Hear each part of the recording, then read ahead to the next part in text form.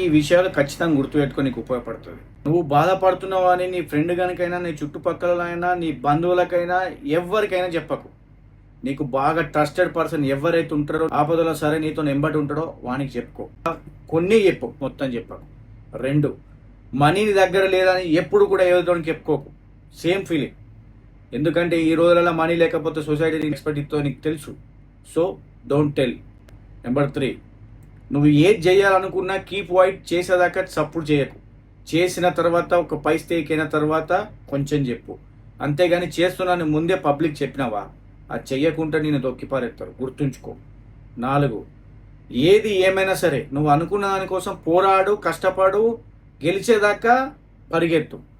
ఇంకొని మాట వినకు. ఈ టైంలో నీకు నెగిటివ్ మాటలు అన్ని రకాలుగా మోటివేషన్ డౌన్ చేయడానికి ప్రయత్నిస్తారు, కానీ వినకు. ఒక్కసారి ఇక్కడ ఫిక్స్ అయినావా, గెలిచేదాకా ఆగకు, వెనక తిరిగి చూడకు. ఇది మస్ట్ గుర్తుంచుకో, లైఫ్లో ఖచ్చితంగా ఉపయోగపడతాయి.